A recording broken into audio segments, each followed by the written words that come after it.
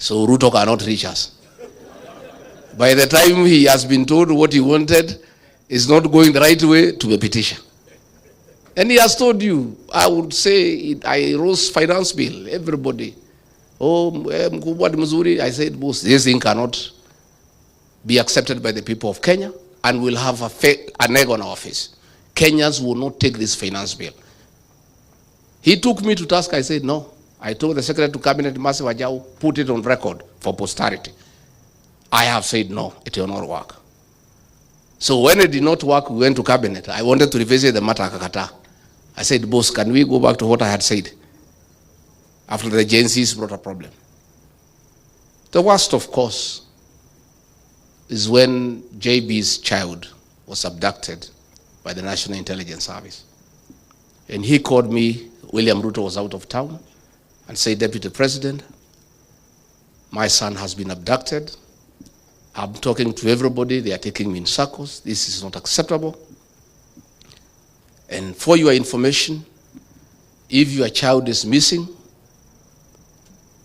and is suspected to be in the hands of the police or security agencies, you go to court and file what you call a habeas corpus, compelling the Attorney General to produce the person, dead or alive. So JB Muturi asked me, as Justin Muturi, if I file a habeas corpus against the Attorney General of the Republic of Kenya, whom will it be served upon? So I called Kindiki, Mr. Yesa, he took me in circles. He was in Interior. I could see he's lying. He knows, but pretending he doesn't know. I called Nurdin Haji, he took me in circles. I called Muhammad Amin, Director of CID, he took me in circles. I called Japheth Kome, he was the IG, he was talking to me in Kemeru. And they were all taking me in circles. And I called William Ruto, he was out of town. I said, Mr. President, Your Excellency, we have a problem in our hands. The son of your Attorney General has been abducted. He sits in the National Security Council. He is here with me asking why anybody would abduct his son. And he sits in the National Security Council. He is a principal legal advisor to the government. If anybody had a problem with his son, it's just asking Meji, can your son turn up here? I said, this is not right. Wewe Rigiji wacha fitina bana. Wewe umenisumbua. Kila siku unanipigia simu fitina. Abducted by who? In which country? Wewe bana usinisumbue. Usilete mimi fitina. He's put on the phone. So I told JB, go and face him. He knows where your son is. I've listened to him, I know him. And JB took my advice and I alerted him. I told him I will alert you when he arrives. The minute I was told he is 10 minutes away, the choppers were alerting, I said, be at the gate. He went and faced him head on as a man. And JB Pongezi, that's the way to be a man. And within 2 hours, his son was at home. This is what we need for this country. Most people are cowards. JB, you didn't want to waste time inviting CSs. They cannot come here. They are cowards. They don't want to be associated with you because of what you say and what you speak. Let me say finally, JB is a good man. He was my boss in Parliament as Speaker. I was a first-time MP. 5 years down the line, I became his boss as Deputy President.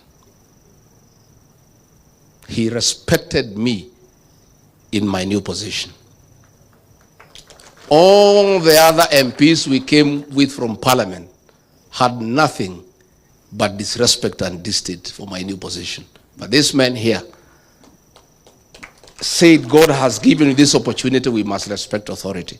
So we developed a very tight relationship. And I had to pay him back one day in kind. And it's good I tell you. After the Gen Z protests, the cabinet was dissolved.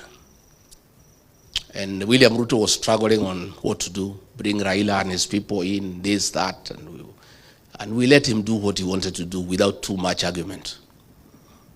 And he announced the first batch, and out of the positions I had negotiated for my counties where I come from, he did not appoint anybody from Embu. And I asked him why. He said, let's wait kidogo. So, in the next appointment, the final one, he called me and Musalia so that we flank him to announce the last batch of cabinet. And he was in a hurry. Let's go. I said, hey, what do you mean we go? How? How do we flank you to announce what we don't know? No, wewe Rigathi wacha maneno mingi. Musalia, let's go. I said, no, I can't. If we are flanking you to make the announcements, we must be part of what you are announcing as the usual practice. I cannot flank you to announce cabinet when I don't know who you are announcing. I cannot hear it for the first time with the rest of Kenyans and the press. So he was very angry. Then he rushed to his office. Oh, Musalia, my God. He was shaking like a leaf. Oh, Mwami, how can you challenge the president? How? Please, this is not right. I say, Musalia, my friend, do you know this announcement, your name could be missing in that paper? The only person who will save is myself because I'm elected. So mimi hata nakusaidia. So he went and brought the list and threw it at me. I looked at it and found that JB had been dropped from Embu and he had put somebody else. And then I asked him, who is this? I don't know him. You have not consulted me. We had an agreement. Who is this? Oh, is somebody says Barida brought. I said, no. I cannot be party to that decision. Because the other time, you appointed somebody from Meru. I did not argue with you. The people of Meru were asking me, who is this? I don't know. Where is this home? I have no idea. This person I don't know.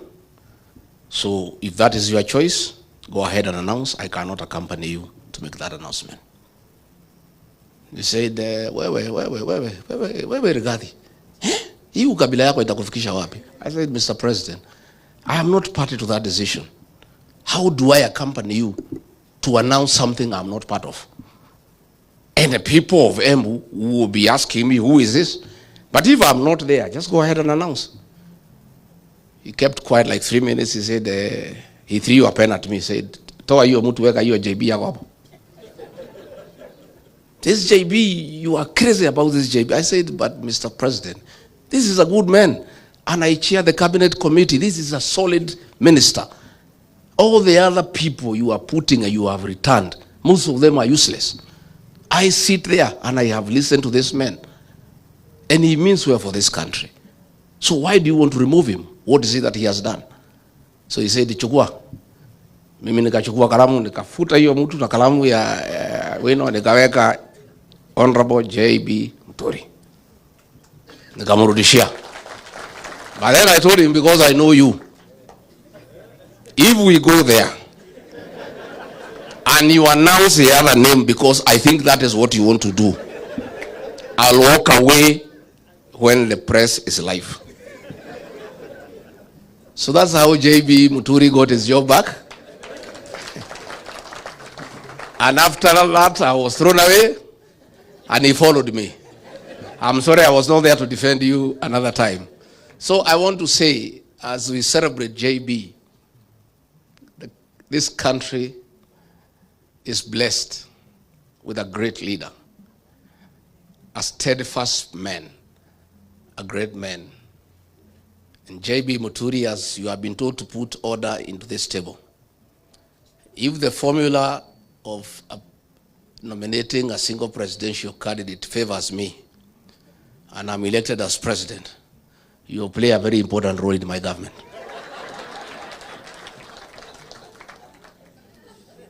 And for having been kind to me, when you asked me to step down my candidate with Senator Lene Kivuti, our senior elder. You know, in our community, we have seniority of elders.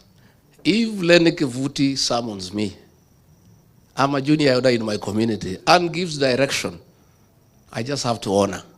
So when Lene Kivuti and JB Muturi summoned me, and said, as better people, we have decided that you step down your candidate in favor of Newton Karis.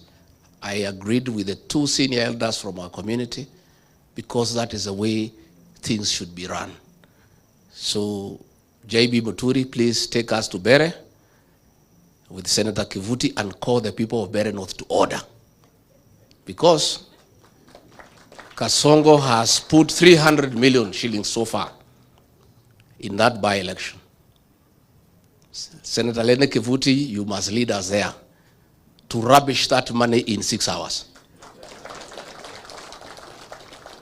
And in Bere North is where William Ruto must be taught how to put communities to order.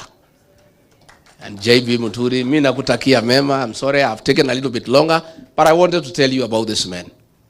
And where we are as a country, we need such people. JB Muturi and myself could not last in that government. The leader of that government is a pathological liar. I have actually serious doubt whether his real name is William Ruto. We are just too honest and too truthful. And for those we have joined hearts together, Stephen Kalonzo Musyoka, Fred Matiang'i, Eugene Wamalwa, Martha Karua, please get used to me, and JB will be very truthful to you. And always take it well, because we mean well for this country. And for you to help this country, you must be truthful, not only to yourself, but to the people of Kenya. Asanteni sana na shukuru sana.